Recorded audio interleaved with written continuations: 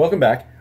Just so you guys know, I'm working through some notes for a class I'm about to teach, and in part of the class, it's a class on apologetics, which means giving an answer for what you believe. And so what I'm doing is I'm trying to run through the notes, make sure they make sense, and I'm also dealing with some of the issues that have been coming up on the channel. Now, a big part of the controversy on my channel right now is the existence of God, and as I explained, you cannot conclusively prove something like that because, one, you can't prove anything outside of like a mathematical formula that anything is 100% sure.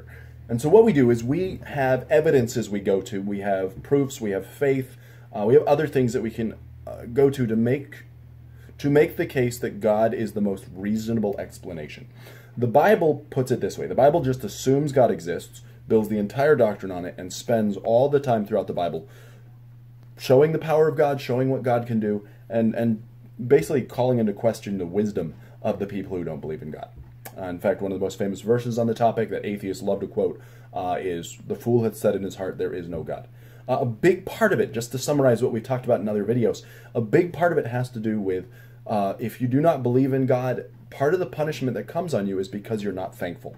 You're not thankful for what God has done. And one of the videos I plan to do as we talk through these issues, atheists will bring up all sorts of reasons they don't believe in God. And one of their favorite ones is bad evidences of design. So bad examples of design.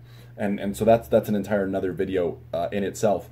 But I love how they just completely poop all over creation to say, look at how terrible the design is, while using the well-designed vocal folds and the breathing systems and the blood vessels. And they're using all of this complicated system to bash how foolishly they think it was designed.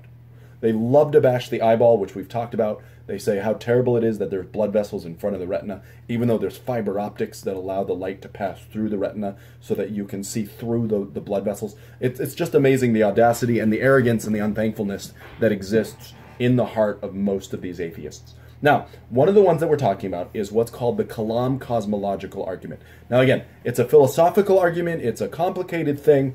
William Lane Craig is well known for this. You can go watch his videos and try to understand them. I'll summarize it. We've talked about it in a previous video, but I really want you to understand it. The Kalam Cosmological Argument comes down to this. Whatever begins to exist has a cause. The universe began to exist. Scientists universally pretty much agree that it began to exist at the Big Bang. Like I said in a previous video, I'm just going to take for assumed that the scientists are exactly right. Not saying I believe it, but I'm just for the sake of argument. Okay? The universe began to exist with the Big Bang, and therefore the universe has a cause. That is the Kalam Cosmological Argument. Now, some of the conclusions off of that Kalam Cosmological Argument are things like, since the universe began to exist, since the universe has a cause, then it is caused by something that is outside of the universe. So that's why we say that the creator is an uncaused, personal creator who is timeless, spaceless, and of immense power. All of those are self-evident from the first 3 points. So if you are creating everything that came into being, you cannot be part of that stuff. So therefore you must be immaterial, timeless, spaceless. But the very fact that you are taking an interest to bring a world into existence means there must be something personal about you that you can interact with creation. And that is where this idea of the personal God. Now, again, it does not matter about whether God has a creator himself, you know, whether there's an infinite line of regress going all the way back. If I'm looking at a pen, I can make the assumption quite handily based on my understanding of science and how the world works that this pen had a designer. Do not care who that designer was. I can come up with some creative analogies, I can come up with some references for who I think it could have been based on the characteristics. For instance, I could make the assumption based on this pen that someone must have had some sort of opposable thumb or something to hold on to it like this, or maybe it gripped it like this. But the fact is, this creator of the pen would have had some sort of appendage for grasping. I would make a natural assumption that it had the ability to see, because the fact that this smears ink, I would assume that it had some sort of language skill or communication ability, because again, it can smear the ink to make symbols. And so those are very logical assumptions, but I don't need to know about its parents or its grandparents or where it came. Doesn't matter. I can make an assumption that there is a designer because this looks designed and has all the earmarks and attributes of design.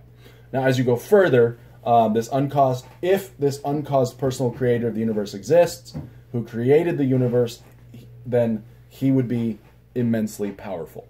And so a good rule of thumb is things are more complex than their creations. So this pen is not going to be as complex as the thing that made the pen, who's not going to be as complex as the thing that made it, so on and so forth. And so if you look at the complexity of the universe, we can make a pretty logical assumption that this thing, this entity who created the universe is very complex, very powerful, very imaginative, and there we go. Now, even if you make the case that you're looking from the grounds of evolution, the fact that he made it automated and made it able to adapt and made it able to manipulate the world around it to adapt and grow, that's even more amazing. And so that's where we would look at the Kalam cosmological argument and say, these points are logical, and they lead us to conclude that there is a very powerful, very creative, personal God who is outside of time and space, and so therefore is not bound by the limits of that. And so those are some of the conclusions we can make just based on one point, which is the Kalam cosmological argument. So again, this is the Janus Project. We're working through some notes here talking about the topic of atheism, and that's why we've got so many little snippet videos that we've got coming out for you.